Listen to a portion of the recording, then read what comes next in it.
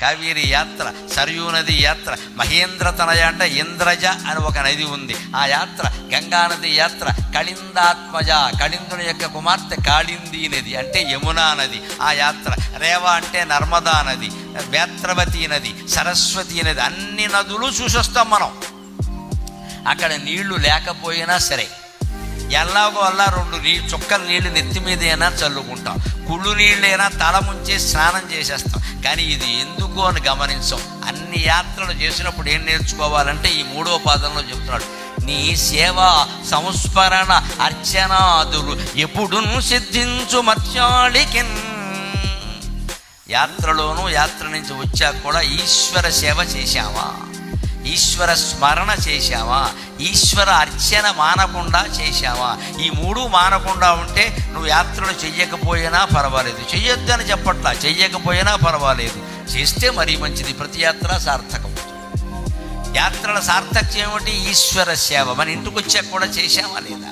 పొద్దున్న 6 గంటల లోపుగా దంపతులు స్నానాలు ముగించాలి, ఆ బట్టలు తీసి పారేసి ఉతికిన బట్టలు వేసుకోవాలి, ఒక్క అరగంటైనా పూజా మందిరంలో కూర్చోవాలి, అలవాటు చేసుకోవాలి.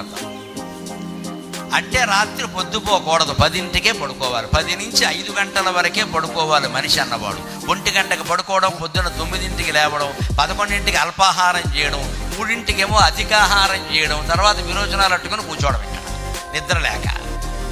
అన్నీ దాటిపోయా, అన్ని సమయాలు దాటిపోయి. నిన్నెవడు 1 గంట వరకు మెలుగుగా ఉండమన్నాడు, 9ంటి వరకు పడుకోమన్నాడు. ఏ పనైనా పొద్దున్న చేసుకోవచ్చండి. మరీ తప్పనిసరిగా కాల్ సెంటర్లో రాత్రివేళ ఉద్యోగాలు చేసేవాళ్ళు తప్పితే చాలామంది అలా మెలుగుగా ఉండాల్సిన పనిలా. కానీ ఇవాళ జరుగుతున్నది గమనించండి అమ్మా, నేనేం అబద్ధం చెప్పట్లా, మీ మనస్సుల్ని మీరు ఆలోచించుకోండి.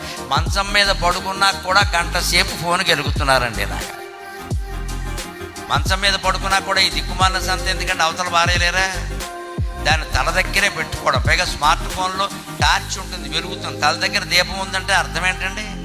దీపం ఎవరికి పెడతారు? తల దగ్గర. తెలుసుకోండి, తల దగ్గర ఫోన్ ఉండకూడదు, ఉంటే అశుభం, అపశకునం. అది ఆ ఫోన్ దూరంగా బారేయాలి. వంటింట్లోనూ హాల్లోనూ ఎక్కడో ఒక చోట ఫోన్ స్టాండ్ ఉంటుందిగా, అక్కడ బారే. అబ్బే మన కంగారు ఏంటంటే అర్ధరాత్రి ఎవరన్నా ఫోన్ చేస్తారేమో, వంకర వేషాలు వేసేవాళ్ళకి ఫోన్లు వస్తాయేమో, సక్రమంగా కాపురం చేసేవాళ్ళకి అర్ధరాత్రి ఫోన్లు రావు. ఎందుకు వస్తాయి? ఎవడు చేస్తాడు? కొడుకు కూతురు ఎవరూ చేయరండి, వాళ్ళకి తెలుసు మనం పడుకుంటామని. మన తాపత్రయం ఇది వదలం.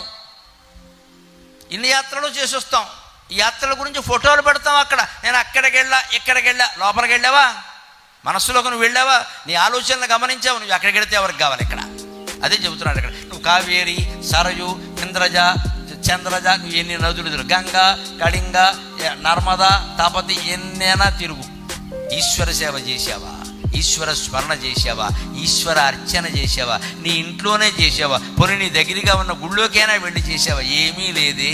ఎందుకు ఈ యాత్ర?